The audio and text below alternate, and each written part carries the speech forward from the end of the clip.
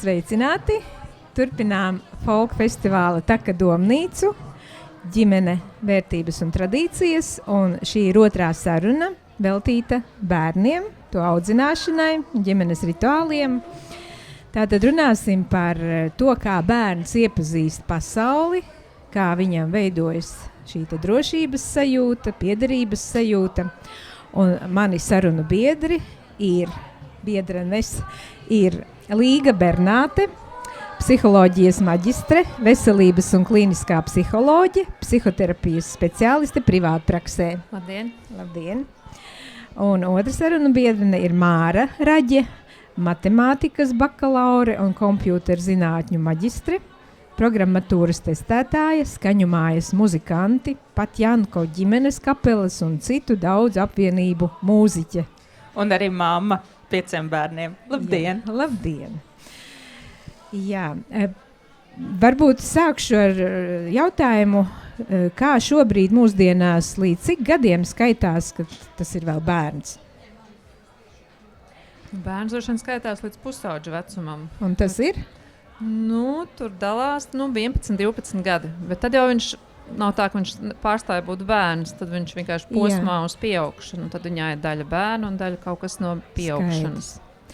Vecākiem jau bērni paliek līdz mūža galam bērni, vai ne? Jā, bet gribas pačubināt un apčubināt un samīļot un palutināt. Jā, bet sāksim ar to pašu sākumu posmu.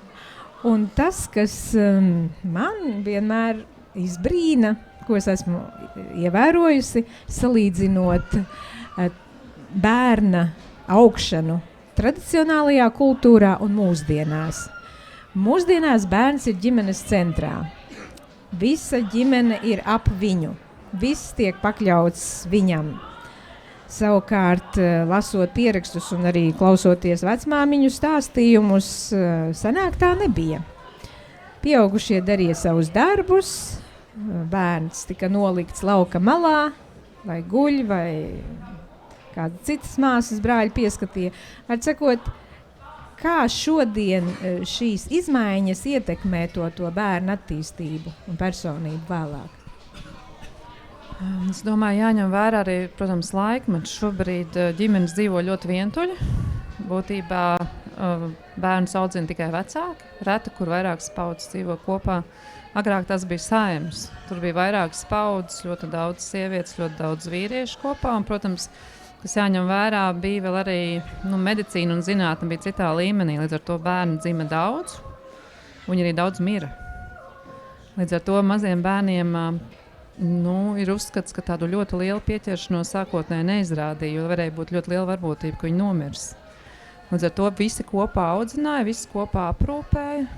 Bija no vienas puses ļoti daudz jāstrādā, bija jārūpējās par pamatlietām. Līdz ar to tad tā saime vai tā, dzimta audzināja tos bērnus kopā. Šobrīd ir, kā jūs teicu, 2 vecāki un cits sabiedrības modelis, kādā mēs dzīvojam, cik daudz mēs esam aizņemti un zinātnes attīstību un viss pārējais, kas ir ļoti mainījis un būtībā arī atsvešinājuši viens no otra. Jā, un arī vēl ir solo ģimenes diezgan liela daļa Latvijā, kur viens vecāks audzina bērnu, kas ir, manuprāt, vēl grūtāk sarežģītāk. Tas ir atbildības sajūta 24/7, finansiālais sloks un tādas lietas. Es saprotu, te varbūt mēs varam runāt par to, ka tiem jaunajiem vecākiem, sevišķi jaunajai māmiņai, ir šis hiperatbildīgais uzdevums. Bet šobrīd es no tā bērna pozīcijas gribu saprast. Vai tiešām tie bērni, kas dzima pirms 100, 200 gadiem, viņi saņēma mazāk mīlestības? Vai viņiem to nevajadzēja tik daudz? Nē, es nedomāju, ka viņi saņēma mazāk mīlestības. Es domāju, ka ka mammai bija ļoti daudz liels atbalsts no citām sievietēm. Līdz ar to mamma tādā sākotnējā periodā varēja ļoti arī aprūpēt to bērnu. Un tad bija, protams, arī tās citas vecās sievietes, kas bija atbalsts un to bērnu saņēma. Es domāju, bērni saņēma daudz mīlestības.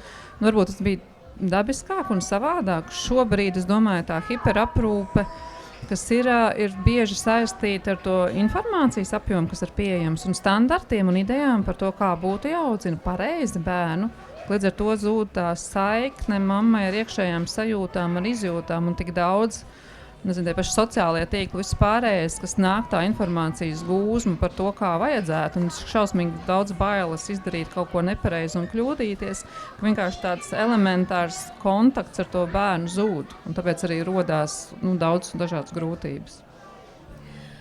Cik es saprotu, tad atšķirība tā, ka tad bija daudz bērni un bija mazāk uztraukums par to, kas tur ar viņiem notiks tai mammai.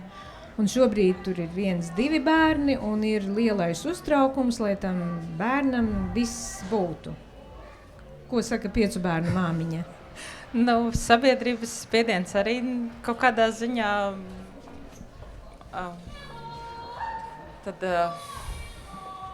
pirmā reize, kad tev ir pirmais bērns, tad tu vispār nezini īsti, ko iesākt, tev iedot to bērnu. Ja tu neesi sastapies savā ģimenē ar maziem brāļiem, māsām vai maziem radiniekiem, tad tu sāc pilnīgi tā kā jaunu pasauli atklāji un mēģini. Un tas viss ir pirmo reizi, un kā mēs zinām, tās, kas pirmo reizi lietas notiek, tas mūs baida šī nezināmā pieredze. Un tad, kad ja tas atkārtojas, tad jau ir tāda sajūta, es zinu, kas jādara.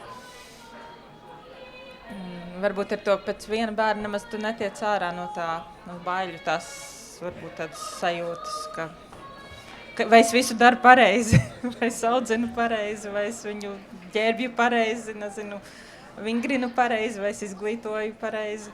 Tāpēc, ka visa atbildība ir uz to māmiņu. Tā kā nav vairs to atbalsta personu, kas sanāk lielajā saimē bija. Jā, piemēram, mana mamma, kura uzauga 40. gadā piedzima un uzauga, ja viņu vecāka radiniece tur bija, kas visus tos mazos bebīšus čubināja, ucināja, dziedāja dziesmiņas un bija tās palīgrokas. Kamēr, tie bija arī grūti gadi, ja, bet kopā viņi to varēja izdarīt, jo tiešām bija tā paplašinātā saima. Un tagad labākajā gadījumā ir mamma vai tētis, kurš atnāk palīgā jaunajai ģimenei, varbūt kāda auklīte. Jā, es gribēju teikt, agrāk arī varēja novērot tās meitenes, jo dzīvojot daudz bērnu ģimeni, var redzēt, kā tur blakus tiek aprūpēts. Un bija tāda lielāka novērošana, kopība, kad nav tā, ka tu ieraugi bēbīti pirmo reizi, tā, kad tev ir, nezinu, brālis piedzims, ja tev nepiedzims brālis vai māsa, tad tu varbūt kaut kur uz ielas ieraugt to, kad pastāv vēl mazi bērniņi. Bet tālāk runājot, piemēram, par to audzināšanu un to stingrību audzināšanā, nebija tā, ka sanāk tradicionālajā kultūrā, bija tādas striktākas robežas, ko tas bērns drīkst, ko nedrīkst. Un šobrīd viņš tā kā visu drīkst, ir kaut kāda teorija, ka līdz 3 gadiem vispār visu var atļaut bērnam. Kā ir ar šīm atšķirībām? Es to teoriju nezinu, ka līdz 3 gadiem visu var atļaut, bet es domāju, nosacīt agrāk arī bērniem bija daudz lielāka brīvība. Bija jau tā, ka viņi taču varēja skriet un darīt ļoti daudz ko. Arī tā dzīves intensitāte un tas, es domāju, tās pašas kaut vai mašīnas, tehnoloģijas, viss kaut kas ir kaut kāda arī objektīva iemesls, kas to padara bīstamāku, bet es domāju, jā, turējās pie kaut kādām katras dzimtas vai ģimenes tiem noteikumiem, pamatlietām, un pārējā laikā bērni diezgan brīvi varēja darīt, ko grib. Protams, bija arī darbs, kas šobrīd izpaliek attīstoties visām tehnoloģijām. Es atcerējos, es vēl gribu atgriezties pie tā pirmā posma līdz gada vecumam. Es lasīju, ka tas ir ļoti svarīgs posms, kad bērna veidojas tā pieķeršanās, piesaiste, un ka tur no svara ir būt visu laiku tai māmiņai klāt. Jā, mammai vai līdz 3 sakātām aprūpes personām, jo būtībā tā, ka bērniņš piedzimst, viņš neatšķir ne sevi, ne mammu, viņš ir viens vesels ar to mammu, un viņam tā psihe attīstās, un viņš vēlāk lēnām pamazām sāk apzināties sevi, atšķirt sevi, sāk sajust, ka mamma ir cita persona, vienalga mamma ir tā, kas viņu aprūpē, vai arī tētis, kas ir klāt. Bet tas, kad vajadzētu tādu 100% nedalītu uzmanību, tie ir pirmie mēneši. Bērniņam pamazām augot, viņš arī gatavs vairāk pagaidīt. Bet, protams, tā mammas klātbūtne viņam ir vajadzīga, lai viņš spētu sevi sajust, apzināties. Jo viņš jau to mammu ir iepazinis arī jau 9 mēnešus mammas puncī, kur viņš ir jutis, nezinu, visus sirdspukstu, balsis, visus ritmus. Tā kā nav tā, ka viņš pēkšņi tikai piedzimstot iepazīst. Es saprotu, ka ir jārēģē uz katru bērna raudienu, Māra. Nu, pirmkārt jau mammai jāsaglabā veselais saprāts. Nu, ja mamma saka, es neesmu dušā bijusi, es nevaru uz toaleti aiziet, jo bērns visu laiku mani grib, viņam mani vajag, nu, manuprāt, tas arī nav veselīgi. Nu, mammai jābūt pēdušai, padzērušai, kaut cik pagulējušai. Tā ka, nu, nav 24/7 bērnam jābūt tikai mammai klāt. Nu, mums šoreiz ir arī ar vīru mazais bērniņš gadies tāds, kurš guļ tikai pirmos mēnešus tuvumā. Nu, tad mēs dalām, tad vīrs piesien bērnu lakatā, tad es piesienu bērnu lakatā, tad uz nakti kopā guļam. Un, tas ir tas, ka veids, kā mēs izdzīvojam, ja tos pirmos mēnešus, lai galīgi nesajuktu prātā. Es zinu, ka bija periods, kad dalīja uzreiz to bērnu nost no mammas, un tieši tā kā bija vēlams, lai viņš ir patstāvīgs. Jā, par padomu laikiem un silītēm. Droši vien tas nav tas veselīgākais un labākais, lai tam bērnam tā drošības sajūta veidotos. Es domāju, kas ir jāsaprot, ka mēs veidojam to piesaisti un to drošības sajūtu, un ja tā izveidojās laba un veselīga, kur ir pietiekami labi vecāki, tad pēc tam tas bērns arī var atdalīties un kļūt patstāvīgāks. Mums sākumā vajag to tuvību un drošību, un tad mums vajag veicināt to atdalīšanos. Un es domāju, ka šobrīd ļoti bieži izaicinoši tiem jaunajiem vecākiem, ka viņi daudz dzirdējuši par piesaisti, viņi domā un gādā par to, lai tam bērnam tā piesaiste veidotos, bet tad viņi aizmirst, ka arī vajadzīga šī atdalīšanās vai separācija. Un tā jau sākās ap gada vecumu. Bet, ja tas vecāks nav gatavs laists un nav gatavs tam bērnam ļaut, iepazīt vairāk cilvēks, pamazām pētīt to pasauli, tad atkal tas viss kļūt izaicinošāk un grūtāk. Nu, un tad atgriežamies atkal jau pie nākamā vecuma posma un tās audzināšanas, tad tomēr ir vajadzīgs iezīmēt tās robežas. Tu tur drīksti to darīt, tu to nedrīksti ņemt, to nedrīksti aizskart. Kā notiek bērnam tā pasaules iepazīšana? Protams, kad ir, un īstenībā jūs laikam sākumā minēja, kad pa lielākiem bērniem, bet tā, robežas, disciplīna, kā mēs varam spēlēties ar tiem vārdiem, struktūra, tas bērnam jāsāk mācīt, bet piedzīvot jau ap 1,5 gadu. Ja būtu tā, ka viņš sāk pārvietot, es sāku ap gadu, ka viņš sāk rāpot un kaut kur staigāt vai steberēt vai līst, tad jau mēs viņam sākam teikt, ik pa laikam, kontaktā nevar pirkstus bāzt, vai šito nevar raut. Drīkst tā teikt? Nedrīkst to darīt? Jā, kāpēc nē?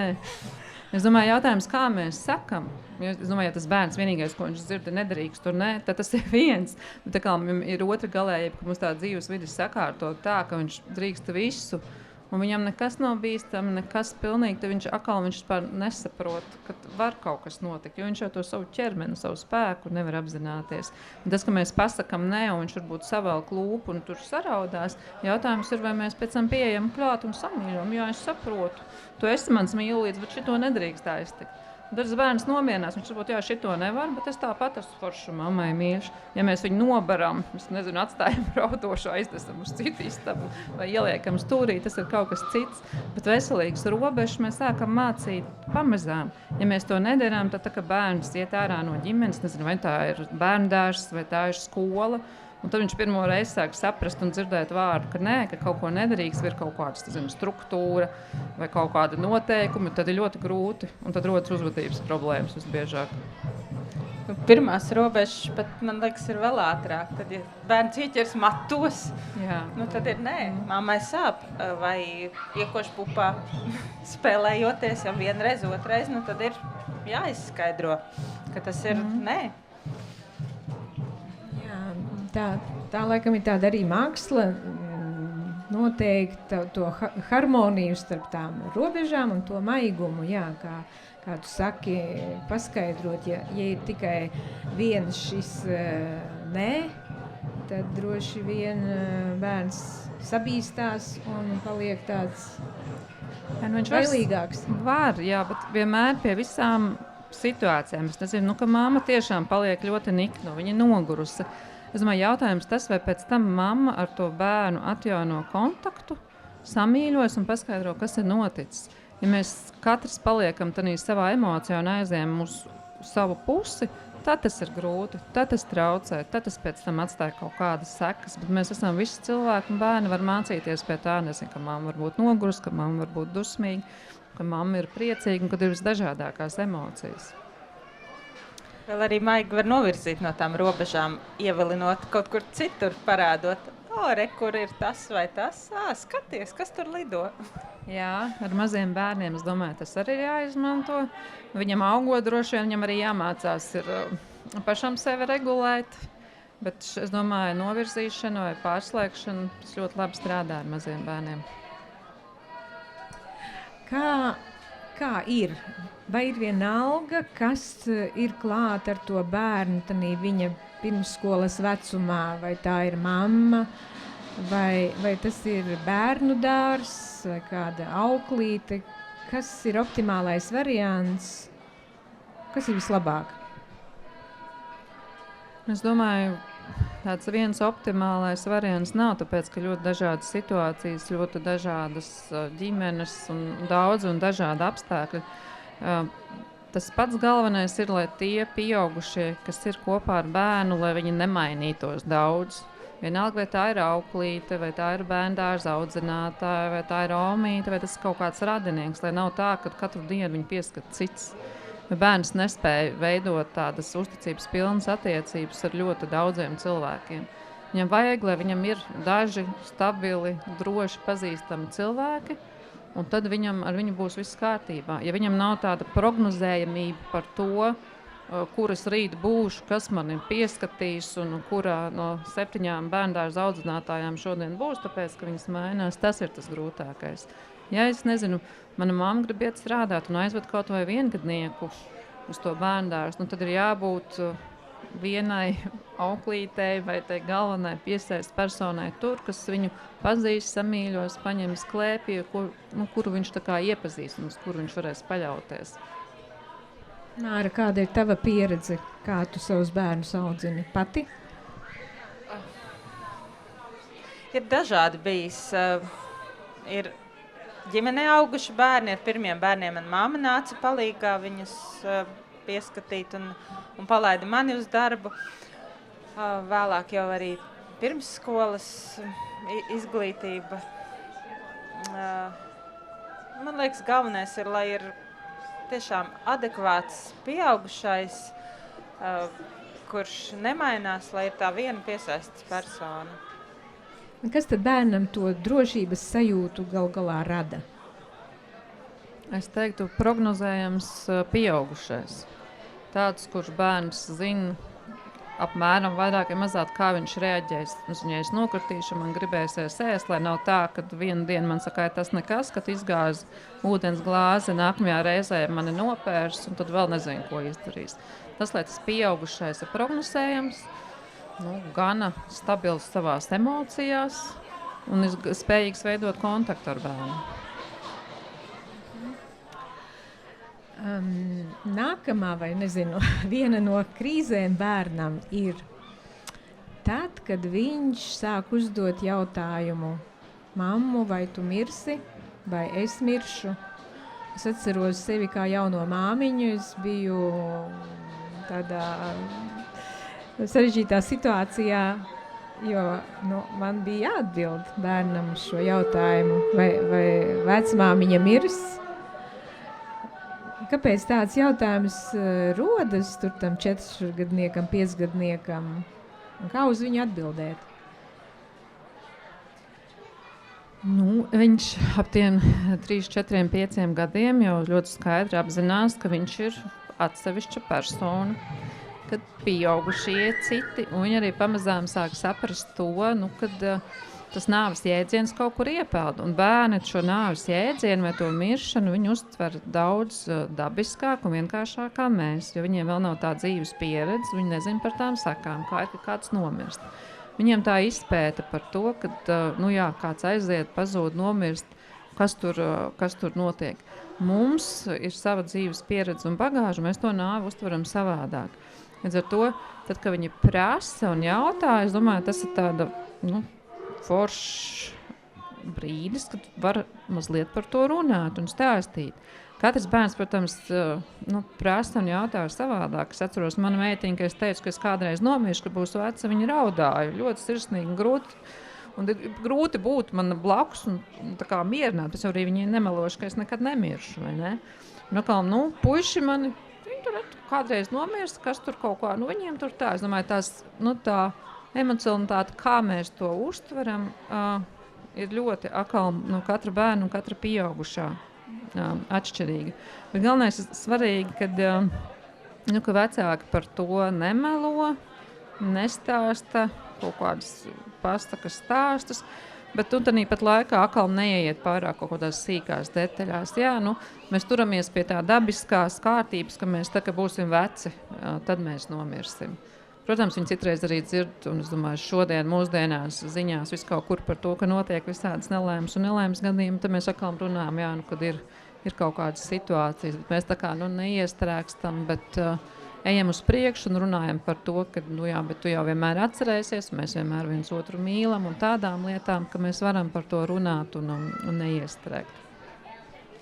Es pati augu tā, ka man bija diezgan veci vecāki, kad es biju maza un man iesaistīja visās lietās. Ja mēs braucām uz kapiem pie maniem vecvecākiem, tad man ņēma līdzi.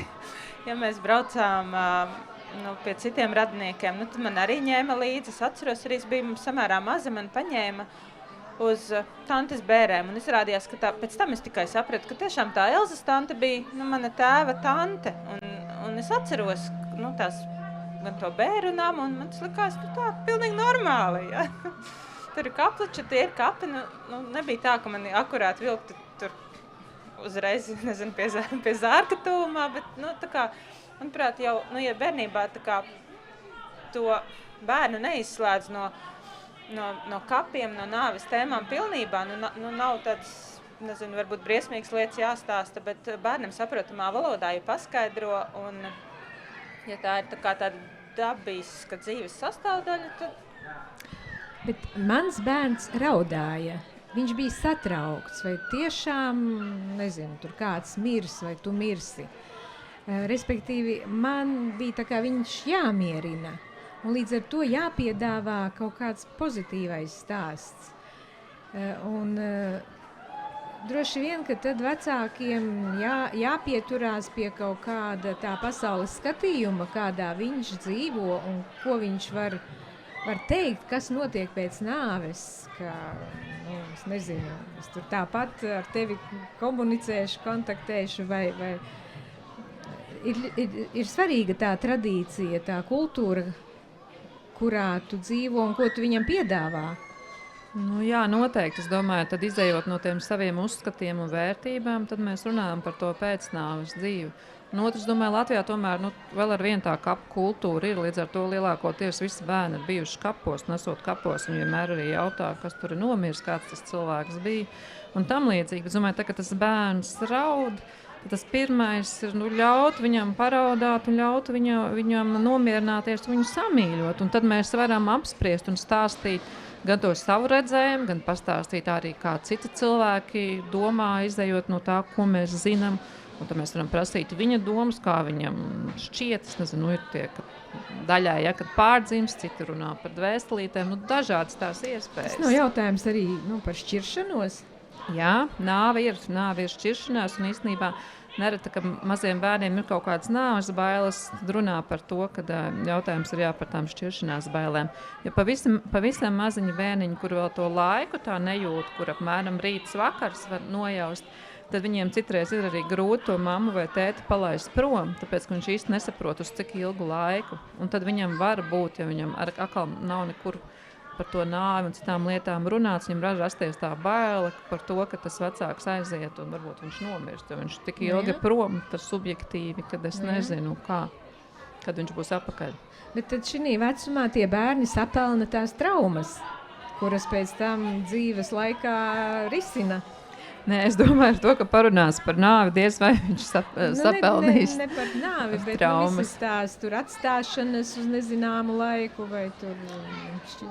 Jautājums ir, kādā veidā mēs viņu atstājam. Jo mēs jau varam viņam stāstīt un sagatavot, nevis aizbēgt prom un draudēt, kad, ja tu man neklausīsi, es tev tur atdošu, vai es tur aiziešu, vai vēl kaut kas. Bet ja mēs viņam varam teikt, nezinu, atnāks Ome, jūs iziesiet ārā, tad tu paēdīsi, pagulēsi diendus, un tad es drīz pēc tam būšu apakaļ. Pēc tādām viņam pazīstamām lietām, kur viņš to laiku var izjust. Un droši vien tas galvenais būtu vienkārši neaizšmogt prom no tā bērna. Jo nereti jau bērni vieni paši tiek atstāti. Sevišķi ir vairāk bērni, un tur ir lielāki, un tad ir tam vecākiem šķiet, ka tie lielākie to mazāko pieskatīs, bet tam mazākajam rodās tomēr tā subjektīvā sajūta, ka viņš ir atstāts un ka tā mamma ļoti, ļoti ilgi nav atpakaļ.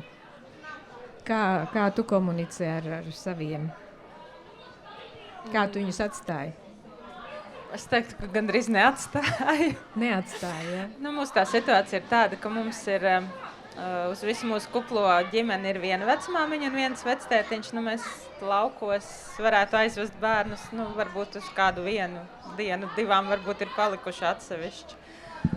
Un savukārt bērniem ir paveicies. Jā, un savukārt lielais dēls mums reizēm strādā par auklīti. Tā pilnīgi ar tādu atalgojumu ģimenē, ka tā ir viņa atbildība, tad mēs arī par to viņa atbildību tad samaksājam viņam to darbiņu. Vai ģimenē ir vajadzīgi kādi rituāli, tādi ikdienas rituāli? Vai tie bērniem dod kaut kādu, drošības sajūtu? Kā ir jūsu ģimenēs? Es domāju, ka noteikti vajadzīgi ne tikai bērniem, arī pieaugušajiem. Tie paši rituāli dod drošības sajūtu un piederības sajūtu un to saikni veido.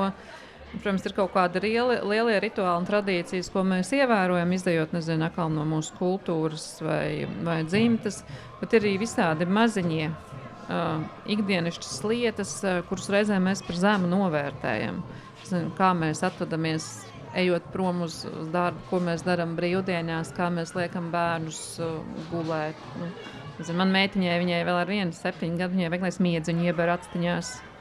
Viņa iet gulēt, un es viņai ieber miedziņu actiņās. Protams, nav jau tā, ka viņa nesaprot, ka nav nekāds miedziņš, bet tad es viņai ieberu, un tad viņa man sāka bērt pretīm. Un tu gaidīsi, ka viņa tā kā pati vairs negribēs bērt? Jā, bet viņa tagad man iebēr. Viņa saka, mamma, es tev daudz sabēru, tad tagad arī varēs labi gulēt. Kad tas bērns izaug, viņš pats atsakās no tā rituāla. Jā, es domāju, un citreiz viņš arī ilgi saglabājās. Kaut vai tas pats, kad vai mēs pasakam ar labu nakti vai nē. Manā ģimenē mēs pieauguši jau vienmēr, kad gājām gulēt, aizgājām otram pateicām ar labu nakti. Man vīrs aiziet gulēt un nepasaka ar labu nakti, jo es vēl kaut ko strādāju, es vēl ar vienu šokā un neapmierināts sajūta. Un tad pēc, daudz 10, bet 10, 20 cik gadiem, tad nākamajam vērsim to miedziņu. Cerēsim, jā. Jo tā arī, piemēram, skaitām panti saglabājas no ģimenes skaitām panti ļoti specifiski, kas varbūt nav populāri, ka tu skaiti saviem bērniem, un tad viņi kādā brīdī atcerās. Tajā brīdī, kad viņiem ir bērni, tad viņi jau atcerās. Kādi ir tavi ģimenes rituāli ikdienas, kas ļoti noderīgi?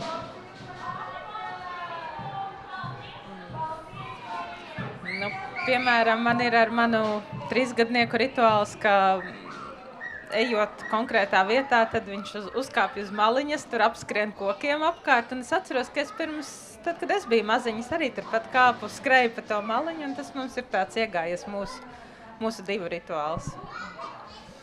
Jā, es atceros no savas bērnības, kā es arī uztraucos, lai mana vecā mamma nenomirst.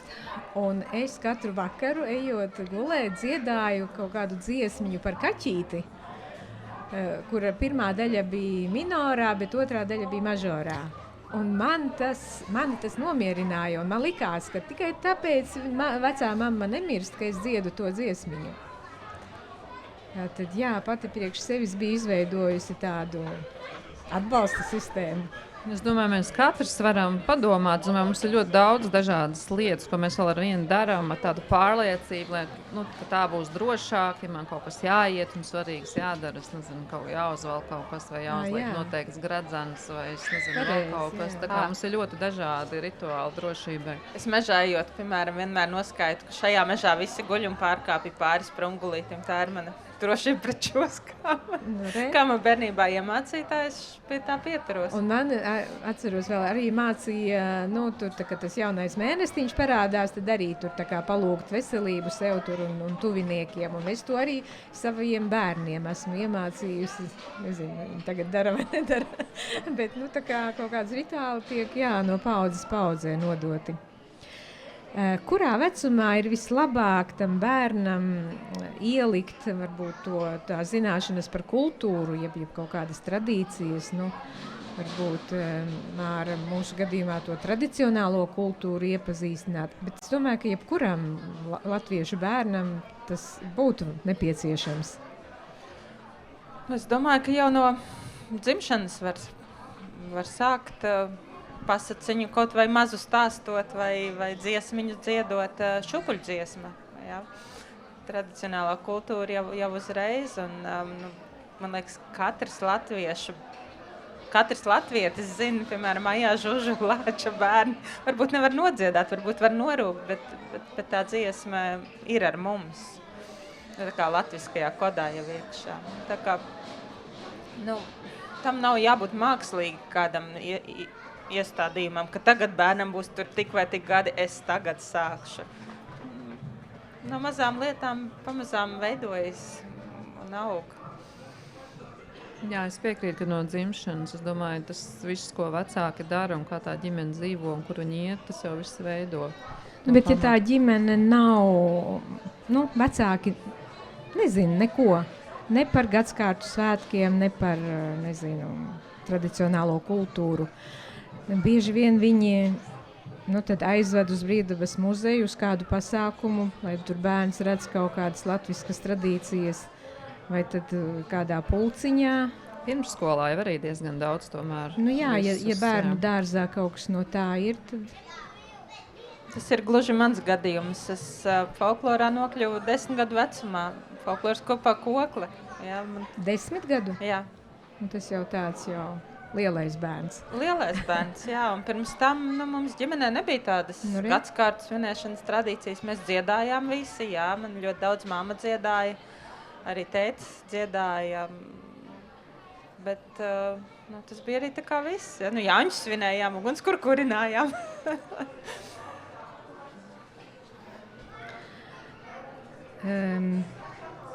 Jā, par tām šūpuļdziesmām runājot.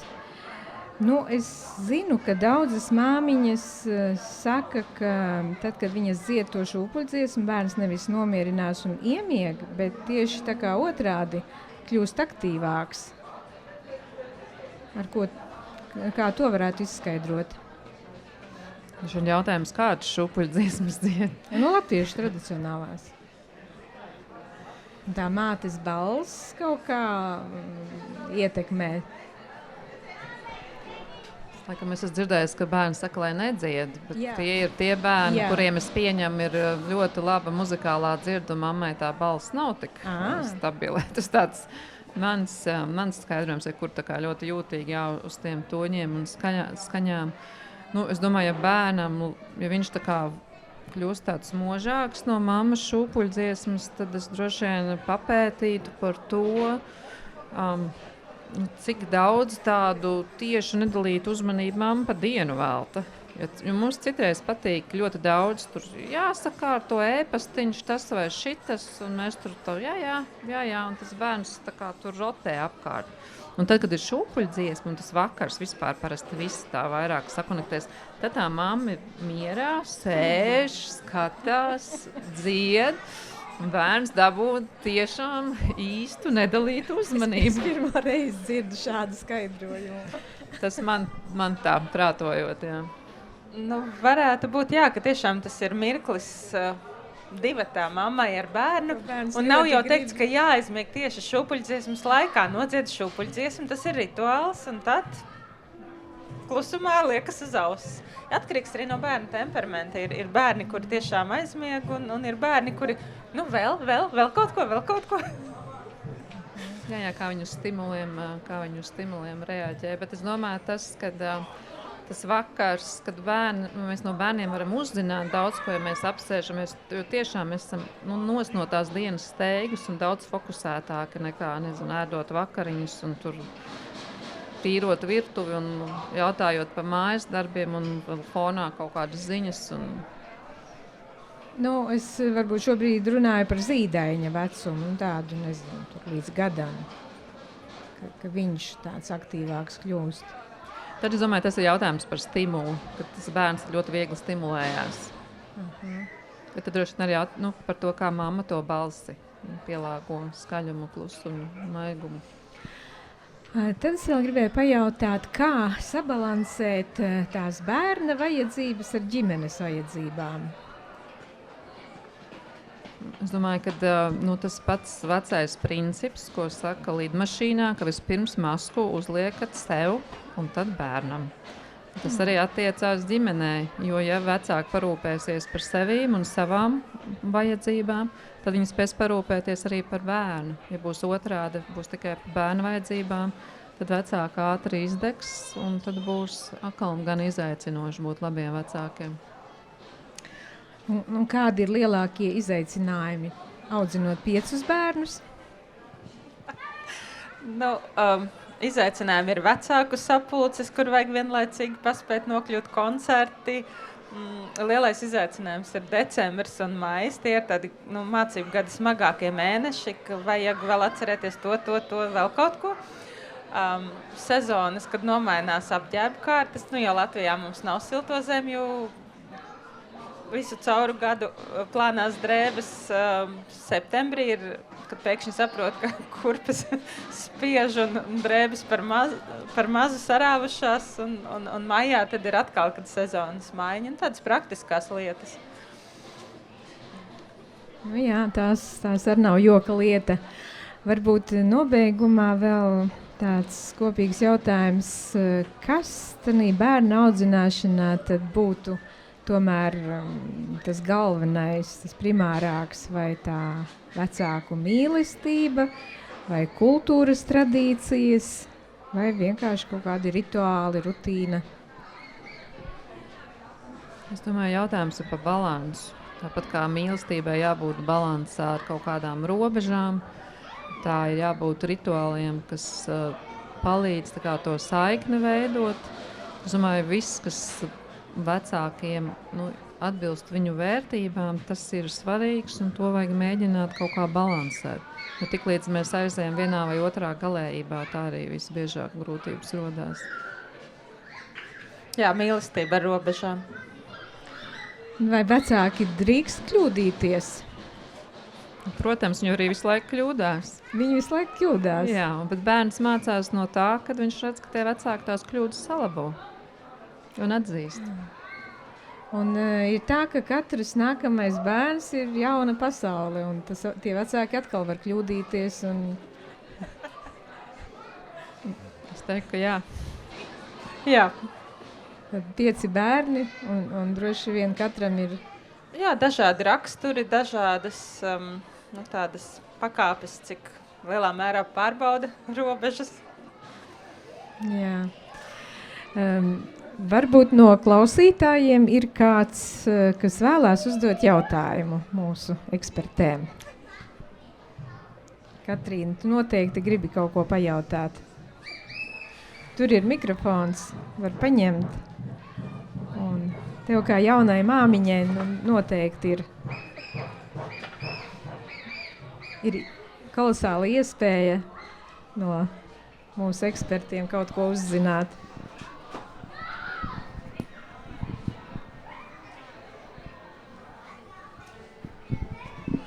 Labi. Tad mans jautājums būs, kā noorganizēt to, ka katrs no 4 vai 5 vai cik bērniem saņem nedalīto uzmanību, jo mums tas ir šausmīgi izaicinoši. Paldies!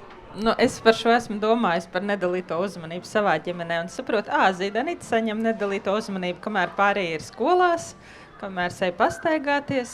Ar 5. bērnu vairs neiet pastaigāties, ar 5. bērnu iet uz veikalu, uz banku, uz pastu, visur, kur dzīve jākārto.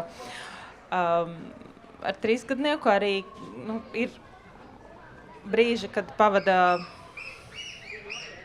1 pret 1, un tam nevajag būt garam brīdim, bet tam vajag būt tiešām brīdim, ka nevis kaut kur domās telefonā, vēl kaut kur, bet tiešām kopā ar bērnu. Ar lielo bērnu varētu braukt ar velosipēdu, samas neesmu tikusi vēl šajā pavasarī. Braukšanas pulciņiem ir labs laiks, vai iešana uz nopulciņiem, vai no bērndārs, vai no skolas. Tad var parunāt par dzīvi, par aktualitātēm, par visu kaut ko. Es teiktu, ka jāķer tie mazie mirkļi. Reizēm arī mizojot kartupeļus vai vārot zupu ir lielās dzīves atklāsmes. Jā, es laikam tāda ļoti liela realista. Man liekas, ka tur, kur vairāk bērnu, tur jāskatās bērna vajadzības. Visu laiku kādam bērnam būs kaut kāda lielāka krīze, un tad mēs ņemam to par prioritāti un padomājam, kas viņam ir šobrīd vajadzīgs, jo varbūt viņam, nezinu, viņš ir 9. klasē, viņam ir eksāmeni, un tad mēs to bērndārznieku vai zīdēnu varam mazliet atstāt fonā un sniegt tam lielāku atbalstu. Es piekrītu par tiem mazajiem mirkļiem, un tad es teiktu, ir kaut kādas lietas, ko mēs zinām, kas tam bērnam ir svarīgs, kur mēs varam mēģināt plānot, jo tas laiks kaut kāds īpašāks jāplāno, bet noteikti arī tie mazie mirkļi ir jāķer. Un tā nevajag būt, teiksim, operai vai kaut kam tik smalkam. Uz operu arī jāieplāno aiziet, bet mirkļi no ikdienas minūtes. Labi, teikšu paldies savām sarunu biedrēm. Šķiet, mums ļoti interesanti saruna izveidojās un cerams, ka jums, klausītāji, arī šķita interesanti un tiksimies jau pavisam drīz, 4:00 uz nākamo sarunu.